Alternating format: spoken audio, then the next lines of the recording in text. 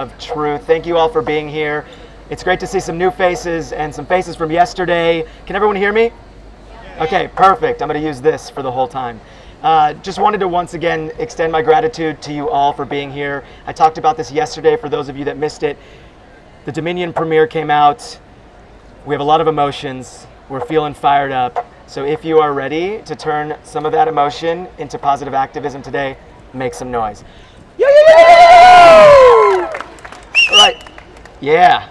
So I'm going to get right into the briefing to talk a little bit about how today's demonstration is going to go so that we can get right into the cube of truth and start reaching people. So how many of you have never done a cube of truth before? Cool. One more round of applause for them.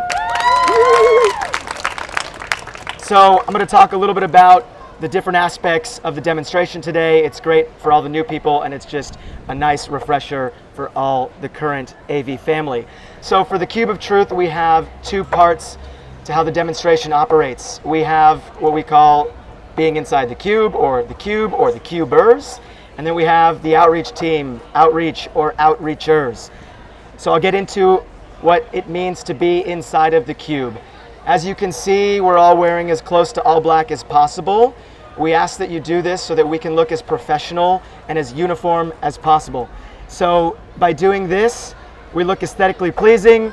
People who are walking by, they see us, and it just looks a lot better than if we had neon orange, pink, green, blue, and a bunch of other different colors around. So that's why we ask everyone to wear as close to all black as possible. When you're standing in the cube, you're going to be wearing a white Guy Fawkes mask.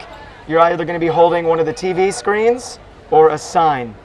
When you're in the cube, your job is to be the artistic demonstration. We operate like an art demo in a cube of people standing as robotic as possible, straight. Not like this, not with our phones out, not leaning to the side. We want to be looking as professional as possible because we want to be taken seriously by the public. And when we do this, and when we operate like this and looking more like an art demonstration, once again, we are just taken more seriously. People are going to stop. So when you're in the cube, stand as robotic as possible. If you're holding the screen, try to make it straight. We'll have the organizers making sure that the TV is not angled. So if they come up to you or ask you to adjust your sign or your TV, don't be offended. They're just maintaining the aesthetics of the cube. If you're holding the sign, we're going to ask that you hold the sign down like this.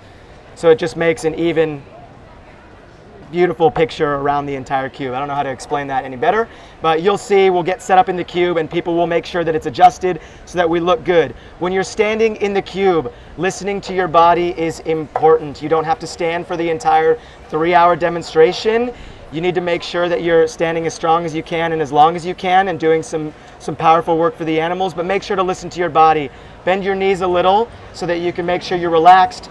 If you need something in the cube, which I'll get to in a moment, there is a way to communicate with the organizers, because the last thing about being inside the cube is we ask that when you're in the cube, you do not speak.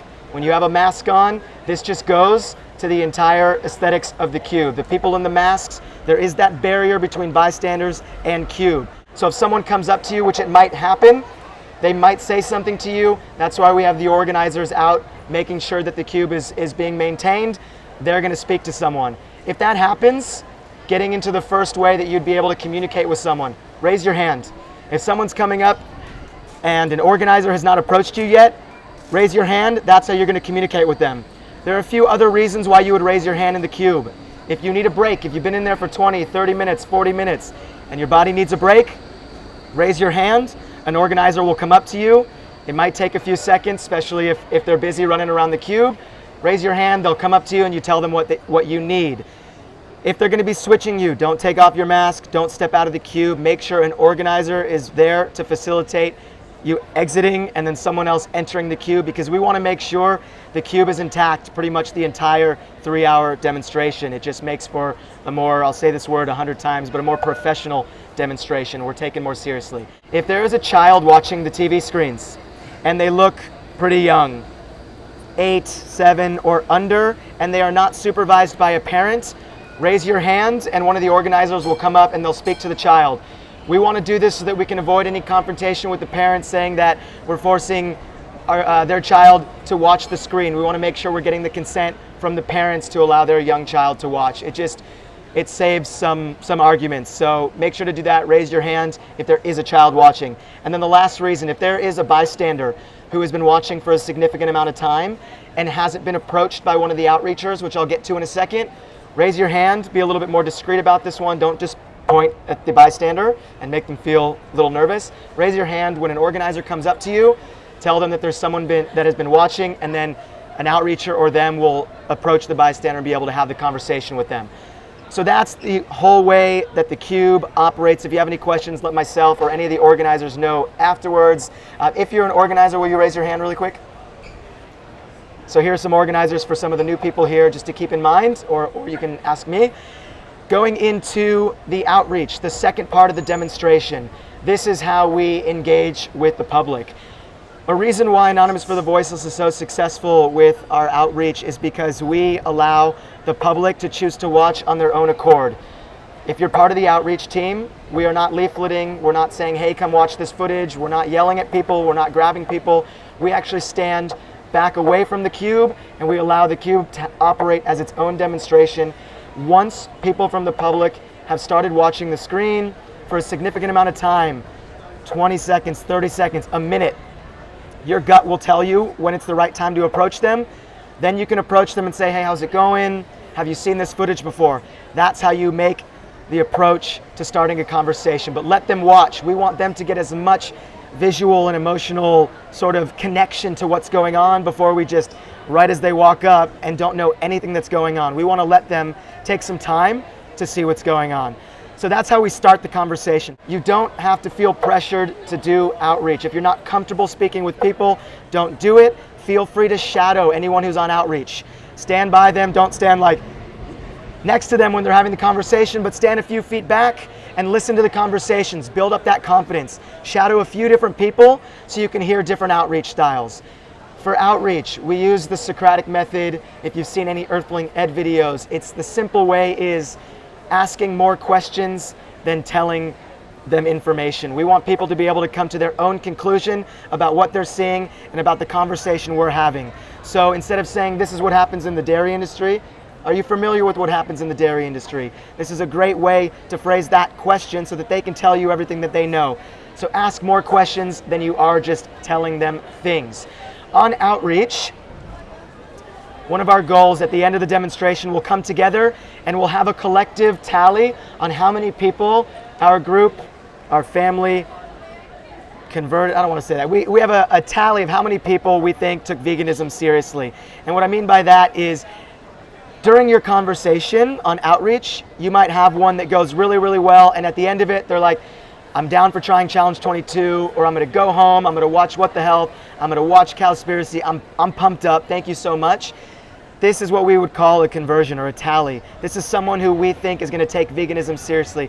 Now, we're not the vegan police. We can't follow them home and be like, and watch them to make sure they're vegan, but we can just get an objective, a number of how many people we spoke with that we think took veganism seriously. Now, if you just have a conversation with someone and they're just like, oh, thank you for your time, I appreciate it, that's probably not a conversion. If they're like, maybe I'll go look into this at home, that's probably not a conversion. We want to have that integrity of our conversions super high. It's just a really nice way to gauge the success of our demos. This tool right here we have on outreach, it's our resource card. This is going to be a great way to gauge your conversions or your tallies. There's must-sees, must-reads, other websites, but then there's Vegan 22 or Challenge 22. This is a great way to gauge your tally. So at the end of a conversation, I always like to say, hey, I appreciate your time. Seems like you're really, into this and you have compassion and love within your heart and you're against animal cruelty. Would you be up for trying a 22-day vegan challenge? It's completely free. This is a great question to get a little confirmation from them because a lot of them will be like, yeah, I think I could do that. So keep that in mind. Keep a tally on your phone, write it on your hand, in your head, so that at the end of the demonstration, we'll get together, we'll collect the tallies, and we'll have a large number. Yesterday, we tallied 84 people taking veganism seriously. It was an epic demo. So I hope that everyone is motivated, is fired up. Thank you again for being here. Take a look at all of these people. We're about to set up here and impact so many people and help open up the minds and hearts and get people to start taking veganism seriously. Who's comfortable being shadowed? Yeah, and if you are on outreach and you're comfortable being shadowed, raise your hand. So for those people who would like to shadow, take a note of those hands and feel free to just come up behind them, stand next to them, and listen in on their conversations. So I think that was it for me, unless you have anything else. Cool. Let's have an awesome demo. I just want to make a little bit more noise and get ready for today. So, woo! Thank you everyone for being here.